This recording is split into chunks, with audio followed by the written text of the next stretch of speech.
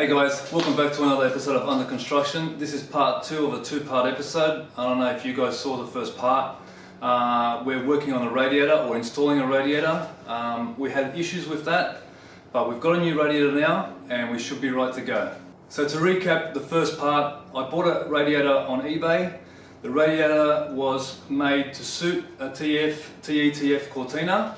It was advertised that way. When it arrived, it didn't fit. It was way too big. The only options I had was to send the radiator back.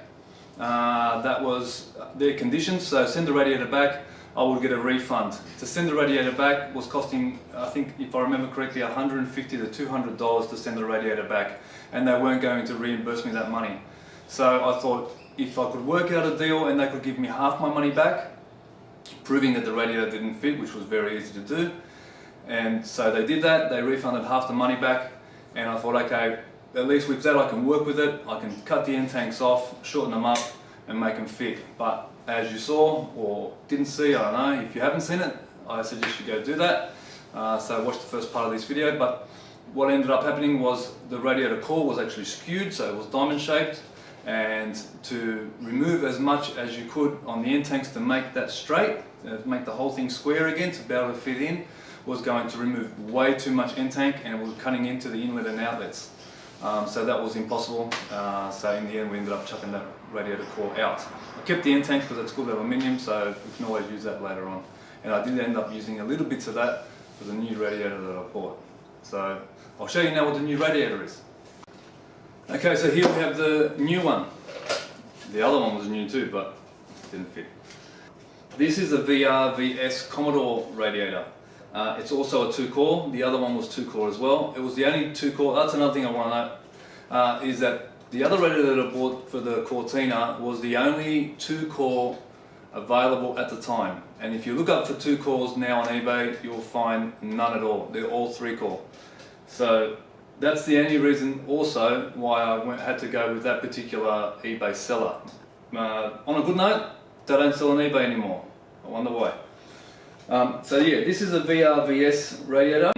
Outlet sits out here. You've got the option, there was an option to buy them with the inlet filler neck sitting out to the side. Of course for the Cortina it works out better to be sitting out the front because the actual radiator support sits here. The inlet and outlet are on the same ends as the Cortina. All I had to do with this one was to remove a sort of like a piece of bracket that sat up here, which had other little brackets, and they were made to attach your thermo fans to. They had one on the bottom exactly the same, so I've cut them off because I don't need them, and it gave me a little bit more room. Other than that, all I've done is remove the transmission oil cooler and block them off. So basically, as you see, this is exactly the same stage I was at with the other radiator. So exactly the same point. So you can see the end tank's been cut off here, it's just been tacked on. It's ready for a full weld, but I'm going to do a bit more mock-up and see how it goes. This one actually sits a little bit taller than the standard Cortina radiator, and a little bit taller than the other one that I had bought, which was made to suit Cortina but didn't suit Cortina. So yeah, I'll have to sit this further down, and that'll mean a few more modifications to the actual Cortina itself. But yeah, we'll get into them now. Let's go. Almost forgot the most important part. This one is straight. Okay, so the core in this one is only out by 5mm. So it's incredible. Always, guys, make sure you ask for dimensions. If you're retrofitting something that is not made for the car, see, look, I mean, I bought a radiator that was advertised saying it'll suit a TETF. Who was I to ask, you know, or to know to ask, okay, what's the overall dimensions of the radiator that you guys are selling? I thought, look, there shouldn't be a reason for me to do that. But there was in the end, it didn't fit. So when I went to buy this one, I made sure I asked, can you send me the overall dimensions? Can you send me the dimensions of the core? They did that, and just by going off that, I found that it did suit the Cortina, or my situation. So you've got to be wary, you know, don't just think, oh yeah, it'll work, it'll suit, you know. It doesn't cost anything to ask extra questions and find out some more information. But this one is straight. It's only 5mm out from here to there, there to there. which is much better than 25mm, which is what the Cortina one was out by, or 20mm, I can't remember now. It was a fair amount. This one though was bent in that sort of sense. So if you looked down it, this was actually slightly twisted, but I've bent that in the vise and straightened it up. Now, whether it bends again when I weld it is another story, but we'll see how we go. But yes, it's straight, which is always a help. Anyway, let's get to it. Okay, so here's the radiator just sort of sitting there at the moment. So if I lean it right up against the base of the intercooler, it's trying to slide itself down, see, because of the angle of the chassis rails there. You can see it sits much higher here. It actually works out to be 20mm, so at the top of this lip here, which is standing on the car, the radiator still sits another 20mm further up. So that's why we need to try and sit the whole radiator further down. Okay, so I've worked out that the chassis rail takes up that much sort of space. So it's 30 degrees, and then the chassis rail lip is 25mm. I've given it a little bit more, so it should be okay, so it should clear. If not, I can always cut a little bit more out. But that's what I'll remove from both ends, and that should sit the radiator deeper down into its location. So we'll see how we go with just that first. If we need to remove a bit more, we can maybe go a little bit further up the core in that direction. But I think this might be enough for us.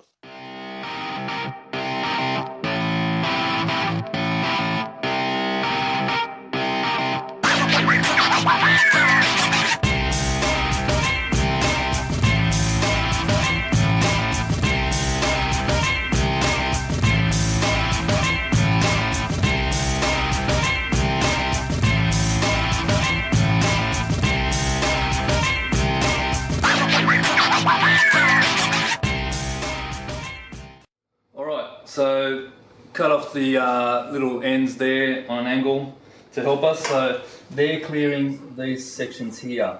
Now obviously we can't test fit it at the moment because all this structure is in the way.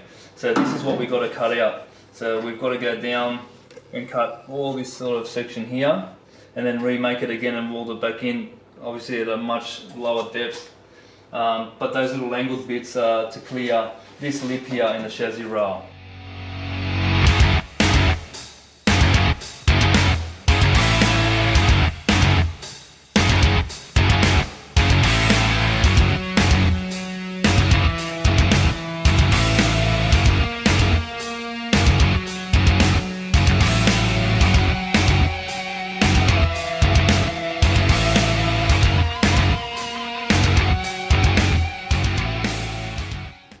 Okay, so I decided to cut a little bit more out than I initially was thinking. So this is the section that I was cutting out that you could see just then. That was the lower part of the radiator support down there. So I've cut that out, and then this little bit was left that attaches to the front apron. Other way around, sorry. So I drilled that out, drilled the spot welds out, which had quite a number, as you can see. Just to make the once I make this panel here, it'll end up a lot cleaner just by not having to attach to another existing piece. I'll just make the whole section out, and it'll end up a lot better and a lot cleaner. So let's start making that now.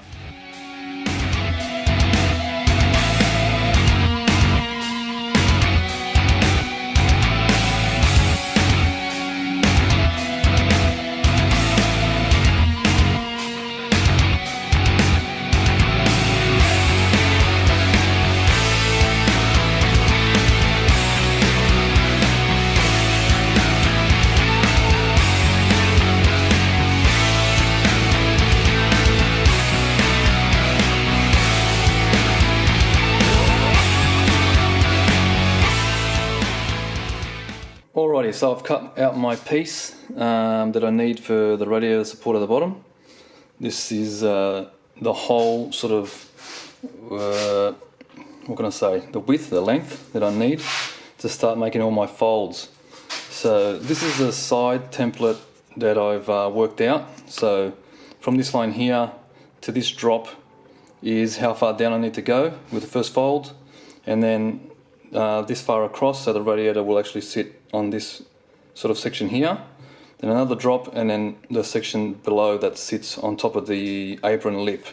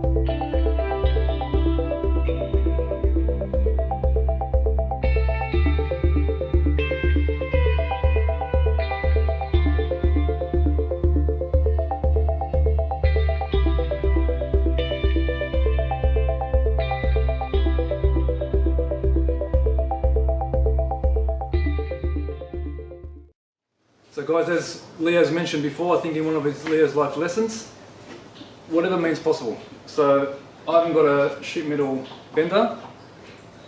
Just clamp a nice straight piece of metal down that's nice and strong. Give it a hit with a rubber mallet, and it gets a nice soft fold on it. It doesn't leave any dents or anything. It's actually quite easy. So, you know, make use of the things that are around you. 2 folds down. One more to go.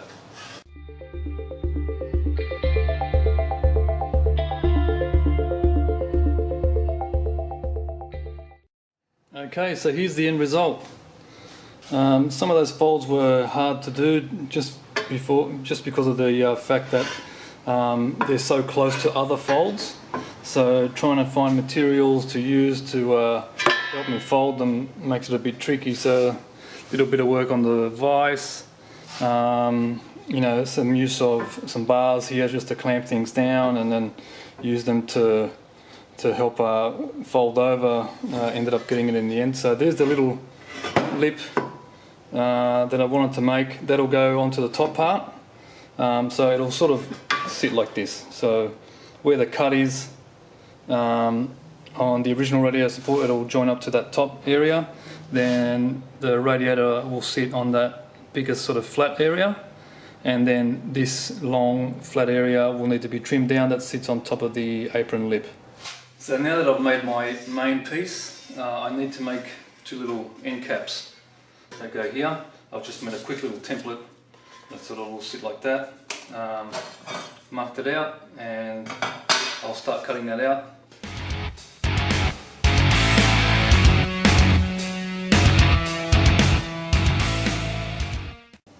Okay, so the ends have been cut out. I've tacked them on, so that's how they'll sit, just to block off and hide the cavity that leads to the front apron there.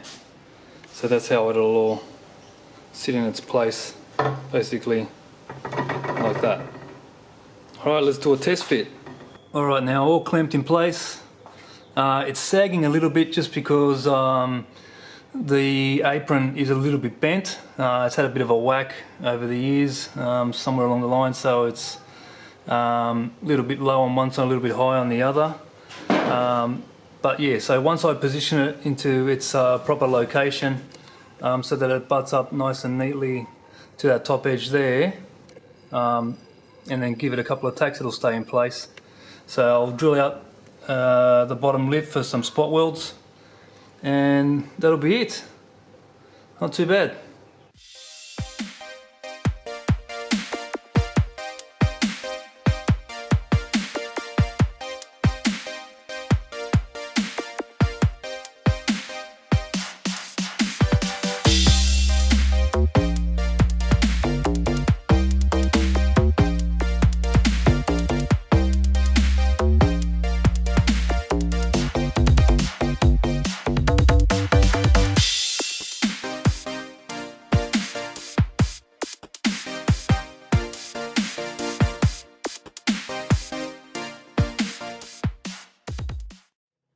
Okay, all tacked in place. I'm not going to fully weld it until I finish up all the pedestals and everything and mount the radiator. So I'll do all the full welding later. It's just in place now, it's a little bit solid, so it'll stay there. Now we'll start making the mounts.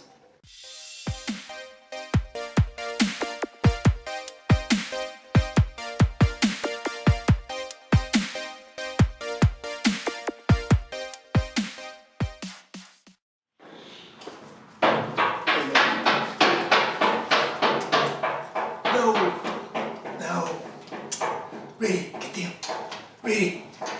Where are you? Ready? No! Get down, buddy.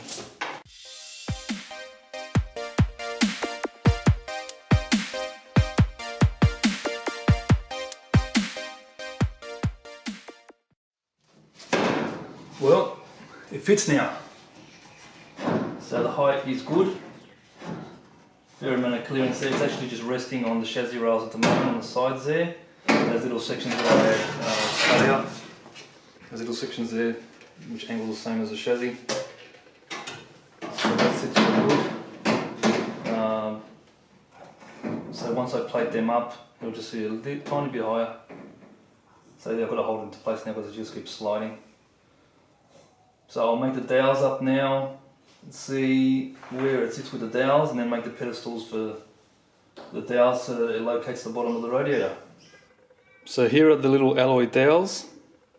They came with this particular radiator. I had to cut them off because I had to get the end tank off, plus there was a plate that used to go across here. So I'll just reuse them, I'll just put them there and give them a weld on both sides, and that'll be my locators for the bottom.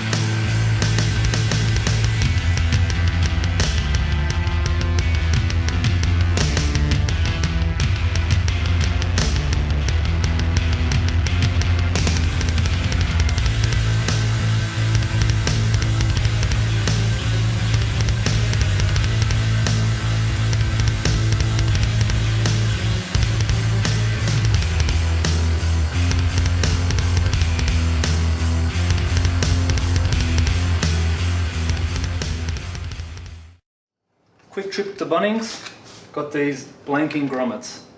They're 3/4 inch. You can get them whatever size you want. They come in imperial, these ones. I like getting these because they've got the flat section on one side and the little fat lip on the other end of it. They come in as a blank like that, and I'll just cut out the centre with a Stanley knife. But these sit really well with the fat lip up towards the actual radiator, and it gives it a little bit of clearance so the actual radiator doesn't bottom out wherever the hole is and wherever these are mounted. So it gives it a little bit of spacing and just sits them up a little bit more. They work really well.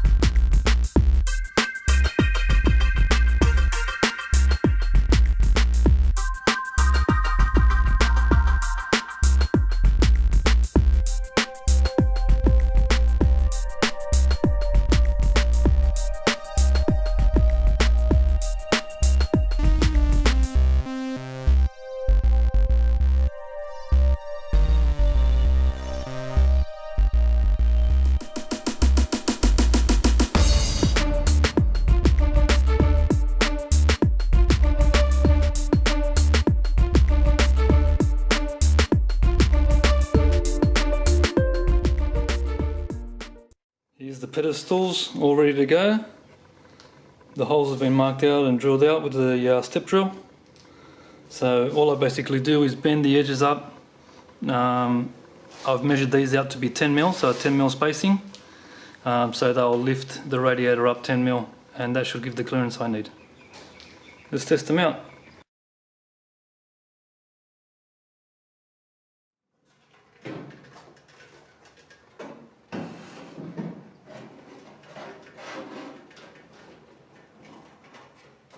So that's it in place now.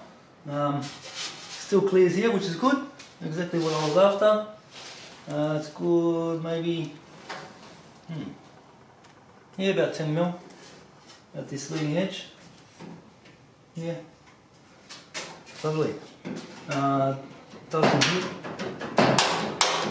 which is good. So it's not actually touching the bottom part there. So the height is ideal. So now I'm just going to make some little brackets. I might make something here, just attach a little piece here, sort of put a Z bend in it. There, just to attach to here. With some nice little bolts, and that'll hold the top in place so it doesn't move backwards and forwards. Bottom's done. Excellent. Much better than the first one. Alright, so I've made these little filler pieces out of the spare aluminium that I've got.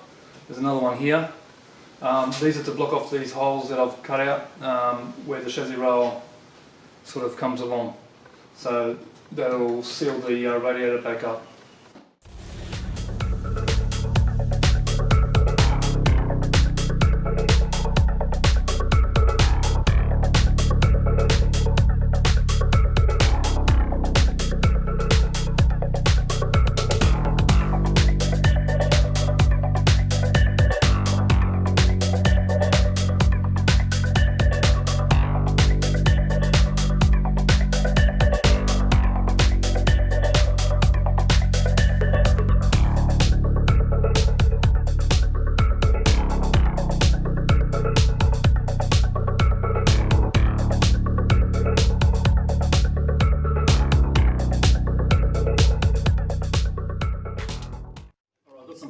Alloy plate here that I've just cut out and marked.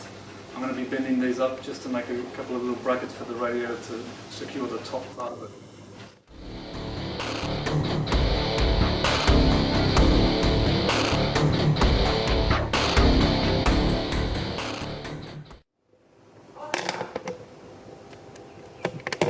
Alright, so we've made one bracket up. Just got to make another one, but it's just a simple little piece like this, and then I'll weld them onto the end tanks of the radiator. Drill a hole through this side, bolt it onto the radiator support. All done. Alright, so my little brackets here are all made. I'm just going to clean them up now just to make them all nice and neat and a little bit straighter. Radii the edges just to make it all look a little bit nicer, a bit more detail. It's all in the fine details, guys.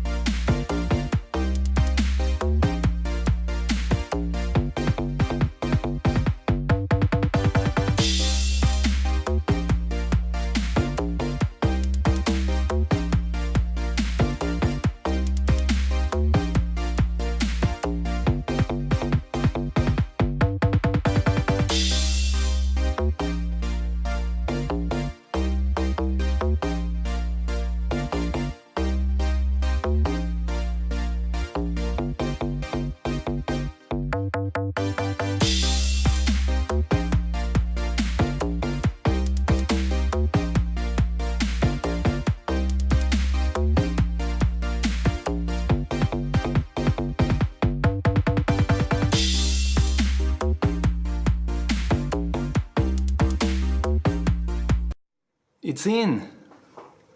The little brackets worked out really, really nicely. Just a couple of riv nuts to mount them up. And yeah, it looks really nice. Time to weld her all up.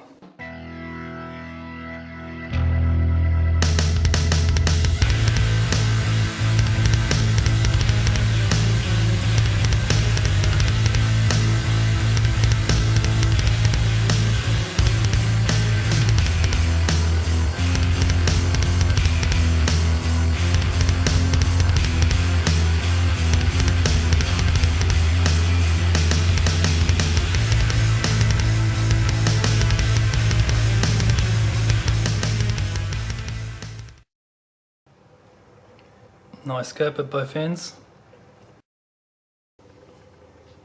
And this is the spacing that's left to fit some thermo fans. So we'll see how we go. So you can see here on the top, it's exactly where the old radiator used to be. And just that gap there, where it sits out a little bit, is how much further it sits out compared to what it used to be, standard. And here you can see how far further down it sits now compared to the radiator support.